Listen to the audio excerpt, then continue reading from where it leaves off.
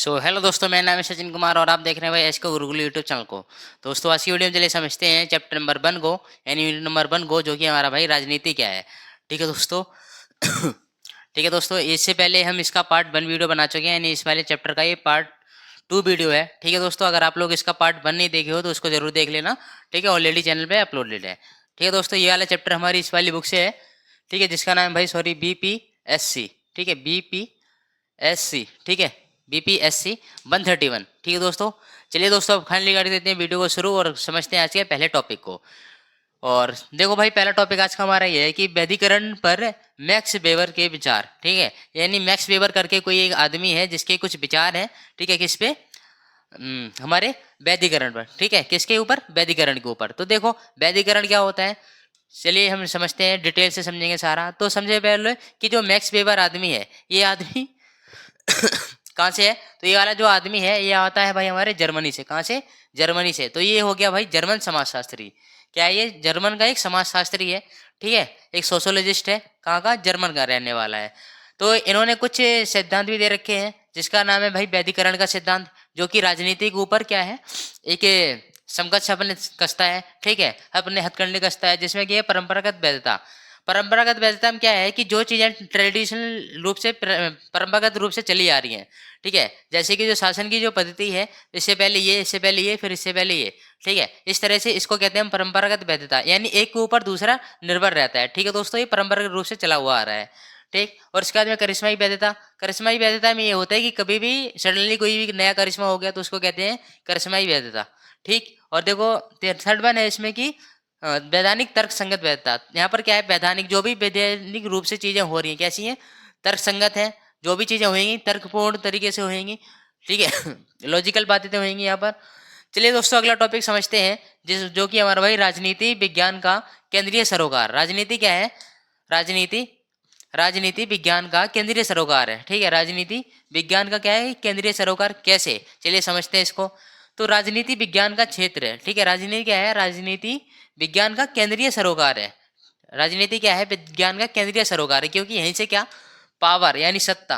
ठीक है, सत्ता और उसका प्रयोग माना जाता है। अब जिसके हाथ में क्या, राजनीति रहेगी। ठीक है, जो भी राजनेता रहेगा उसी के हाथ में तो क्या है, सारा का सारा कंट्रोल सिस्टम है। ठीक है, उसी के हाथ में नीतियां हैं सारी। उसी के हाथ में क्या है कि सारी की सारी पूरी पावर है, पूरी सत्ता उसके हाथ में है। ठीक है, तो अब वही जो देखेगा ना कि प्रयोग उसका, यानी जो भी नीतियां हैं उसको प्रयोग में किस प्रकार से लाना है। यानी जैसे कि मेरे पास अभी ये मार्कर है, तो इसको मुझे अपने हिसाब से देखना है कि जो ये मार्कर है इसको मैं किस तरह से यूज कर सकता हूँ। ठीक है, जैसे कि घर में भी आपके विचार वगैरह बनते होंगे कि यहाँ पर जो मैंने विचार बनाए हैं कि ये हर किसी के लिए सक्षम है और ये क्या हर किसी के लिए अच्छे होंगे। ठीक है, तो सारी की सारी जैसे कि दादाजी के हैं, दादाजी के पास सारी की सारी क्या है, सत्ता है। ठीक है, जो भी वो बोलेंगे सभी को वो वाली बात माननी पड़ेगी। ठीक है, तो दादाजी को पता है कि अपनी शक्तियों का प्रयोग किस प्रकार से करना है। ठीक है, देखो अब यहाँ पर क्या है, सत्ता और राज्य। राज्य मतलब सीधा हमारे देश से है। ठीक है, जो कि किसी भी राज्य में एक राजनेता या राजनीति करने वाले लोग होते ही हैं। ठीक है, तभी जाकर के एक राज्य यानी एक देश चल पाता है। ठीक है, और साथ के साथ यहाँ पर सरकार और अधिकार और कर्तव्य और सार्वजनिक नीतियाँ। अब सार्वजनिक नीतियाँ की बात करें तो सार्वजनिक नीतियाँ यानी सार्व मतलब होते हैं सभी लोग, और नीतियाँ मतलब ऐसी नीतियाँ जो कि सभी के लिए नीतियाँ बनाई गई हों। ठीक है, ऐसी नीतियों कहते हैं भाई सार्वजनिक नीतियाँ। दोस्तों, अगला टॉपिक समझते हैं, जो कि है भाई अभेदीकरण की प्रक्रिया। अभेदीकरण मतलब ये है कि नाम से पता चल रहा है कि अभेद। ठीक है, कैसा? अभेद यानी बिना वैध तरीके से। ठीक है, बिना किसी वैध तरीके से यानी बिना किसी वैलिडिटी के अवैध रूप से कब्जा करना। ठीक है, इसी को कहते हैं अवैधीकरण। ठीक है, अवैधीकरण। अवैधीकरण की प्रक्रिया होती है। अवैधीकरण का कार्य यानी अवैधीकरण का अर्थ होता है, ठीक है, किसी सत्ता या शासन संस्था या नेता की वैधता का समाप्त होना। ठीक है, यानी अवैध तरीके से तख्ता पलट देना। ठीक है, या फिर किसी के यहाँ जबरदस्ती कब्जा कर लेना। वैध तरीके से नहीं। एक तो तरीका होता है कि लीगल, एक होता है इलीगल। ठीक है, यहाँ पर हम बात कर रहे हैं इलीगल की जो प्रक्रिया है यानी प्रोसेस है वो किस प्रकार से होता है। जैसे कि कोई अवैधीकरण का अर्थ है कि किसी सत्ता यानी किसी के हाथ में कोई सत्ता है। ठीक है, कोई किसी का शासन है या कोई भी संस्था है या नेता की वैधता का समाप्त होना। ठीक है, इतनी सारी पावरफुल सब हैं, अगर किसी का अगर पर्टिकुलरली समाप्त हो जाए। ठीक है, या कमजोर होना, जब जनता का विश्वास किसी शासन या संस्था से हट जाता है और लोग उसे ही सही या न्यायसंगत नहीं मानते। ठीक है, तब अधिकरण की प्रक्रिया शुरू होती है। ठीक है, अवैधीकरण की प्रक्रिया भाई कब शुरू होगी, चलिए ये भी समझ लेते हैं। ठीक है, तो अवैधीकरण की जो प्रक्रिया शुरू होती है कि जनता का जो विश्वास है जब वो कम होने लगता है। ठीक है, जैसे कि जनता ने एक नेता अपने लिए चुना। ठीक है, जनता ने क्या करा, अपना एक नेता चुना जो कि नेता हमने बना दिया ये, और ये जनता हो गई प्यारी प्यारी। ठीक है, ये क्या है, जनता हो गई। अब इन्होंने इसको जब चुना, ठीक है, लेकिन अब ये क्या है, अब ये बेकार आदमी निकल गया। ठीक है, इसने जनता को हित में नहीं रखा। ठीक है, जनता के लिए अच्छी नीतियां नहीं बनाई, जनता को बिल्कुल नजरअंदाज कर दिया। तो अब यहाँ पर क्या है, जनता का विश्वास उसके लिए कम होने लगेगा। ठीक है, जैसे कि अभी कुछ समय पहले अभी श्रीलंका में हुआ। ठीक है, जो और कुछ समय अभी पहले अभी तो रिसेंटली केस है कि जहाँ पर नेपाल में जनजी जनरेशन ने पूरा तख्ता पलट कर डाला, सरकार को ही पूरा खदेड़ डाला। तो ऐसे ही हम यहाँ पर कहते हैं अवैध तरीके से। ठीक है, ये सारी की सारी क्या है, अवैध तरीके से, जहाँ पर किसी कंपनी को, ठीक है, या फिर किसी संस्था को या फिर किसी पर्टिकुलर व्यक्ति को कमजोर कर देना अवैध तरीके से, यही सारी क्या है, इसको कहते हैं हम अवैधीकरण। ठीक है, यहाँ पर मेन चीज वही है कि जो पब्लिक है, जब पब्लिक का जो विश्वास है, जो पब्लिक का जो ट्रस्ट है अपने लीडर के प्रति, जब अगर वही कमजोर अगर होने लगेगा तो फिर उसके बाद में वो राजनीति किसके ऊपर करेगा। ठीक है, राजनीति करने के लिए तो हमारे पास क्या, पब्लिक होनी चाहिए। जब हमारे पास पब्लिक डोमेन नहीं रहेगा तो उसके बाद में किस बात की राजनीति और किस बात का राजनेता। ठीक है, और देखो ये जो अवैधकरण की जो प्रक्रिया है और इसमें क्या क्या चीजें होती हैं। एक तो हमने जाना कि जनता के यहाँ पर क्या, जब जनता का विश्वास कम होने लगेगा तो यहाँ पर अवैध तरीके से काम होना शुरू हो जाता है। ठीक, और भ्रष्टाचार और दुरुपयोग। ठीक है, जो भी लोगों के पास क्या होते हैं कि शासन होते हैं, ठीक है, जिसका शासन है, अब वो अपनी सत्ता का पावर का गलत यूज करेगा, मिस यूज करेगा, तो लोगों का विश्वास तो कम होगा ही। ठीक है, साथ साथ इससे भ्रष्टाचार भी बढ़ेगा। ठीक है, जो भी कर्मचारी है वो क्या भ्रष्टाचार करेंगे। ठीक है, और समझिए यहाँ पर क्या, आर्थिक और सामाजिक असंतोष, यहाँ पर क्या होगा, आर्थिक रूप से और सामाजिक रूप से असंतोष, लोग आक्रोश होंगे। आर्थिक रूप से तो लोगों के, ठीक है, जीवन बर्बाद होगा। ठीक है, साथ साथ क्या होगा, उनका सामाजिक रूप से असंतोष हो जाएंगे, यानी समाज में कोई तो ज्यादा पावरफुल हो जाएगा, कोई ज्यादा नीचे चला जाएगा। ठीक है, तो यहाँ पर असमंजस की समस्या देखने को मिलेगी। ठीक है दोस्तों, और अगला है कि इसमें विरोध आंदोलन। अब विरोध की हिसाब से फिर यहाँ पर क्या, आंदोलन शुरू हो जाएंगे। ठीक है, इधर पक्ष वाले हैं, इधर विपक्ष वाले हैं, दोनों की क्या है, अलग अलग मत है, तो यहाँ पर क्या, विरोधी आंदोलन शुरू हो जाएंगे। ठीक, और साथ साथ यहाँ पर क्या है, सत्ता का अंदर परिवर्तन आ जाएगा, सत्ता के अंदर परिवर्तन आ जाएगा जब अवैध तरीके से कोई भी आदमी काम करेगा। ठीक है, जैसे कि अगर कोई अवैध तरीके से काम करता है या अवैध तरीके से कि अगर किसी की भर्ती हो जाती है, ठीक है, तो उसको पीटा जाता है या फिर सस्पेंड कर दिया जाता है या फिर उसके ऊपर मुकदमा वगैरह चलता है। ठीक है ठीक है दोस्तों, सॉरी। चलिए दोस्तों, अगला चैप्टर अगला टॉपिक समझते हैं, जो कि हमारा भाई जोड़ तोड़ की स्वीकृति या सहमति। जोड़ तोड़ की स्वीकृति या सहमति। देखो, जोड़ तोड़ की स्वीकृति और सहमति का क्या मतलब होता है। तो यहाँ पर जोड़ तोड़ की स्वीकृति या ये क्या होता है कि यहाँ पर जोड़ तोड़ की स्वीकृति यानी स्वीकृति बराबर होता है हमारा प्रचार या सूचना नियंत्रण के माध्यम से जनता की सहमति तैयार करना। यानी जोड़ तोड़ करके हमने क्या करा है, प्रचार करा है, प्रचार करने के बाद जनता की जितनी सहमति है, जितना जनता क्या चाहती है करना, ठीक है, वो सारी की सारी चीजें जानी है। ठीक है, देखो यह जो प्रक्रिया है कैसे काम करती है ये भी जान लो।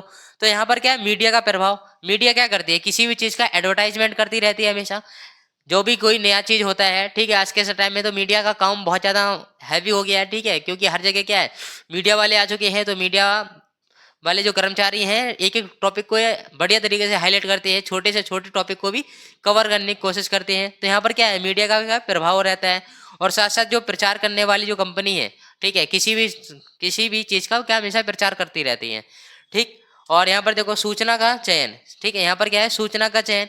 अब ऐसा तो है नहीं कि सारी की सारी सूचना किसी न्यूज एंकर को दे दी जाए और सारा का सारा वो पब्लिश कर दे। नहीं, वो क्या देखेगा, वहां पर देखेगा कि जो सारी की सारी समस्याएं हैं, इनमें से जेन्युइन समस्या कौन सी है, कौन सी समस्या में पब्लिक को बतानी चाहिए, कौन सी समस्या पब्लिक के लिए अच्छी रहेगी, कौन सी पब्लिक के लिए अच्छी नहीं रहेगी। ठीक है, सारी की सारी चीजें देखनी पड़ेंगी। ठीक, फोर्थ टॉपिक है इसमें, यानी फोर्थ है कि सांस्कृतिक और सामाजिक प्रभाव। अब यहाँ पर जब लोगों के बीच में इतनी सारी चीजें होंगी तो यहाँ पर लोग सांस्कृतिक रूप से प्रभावित होंगे और इसके बाद सामाजिक रूप से भी प्रभावित होंगे। समाज में उनके क्या परिवर्तन आएंगे, तो परिवर्तन आएंगे तब लोगों के जीवन में भी परिवर्तन आना शुरू कर देंगे।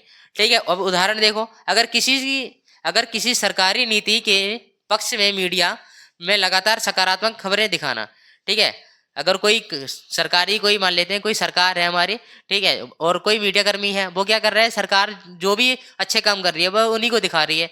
जो बेकार उसने काम कर दिए हैं, जो काम उसने करना चाहे वो काम नहीं करे हैं, उनको इग्नोर कर दिया।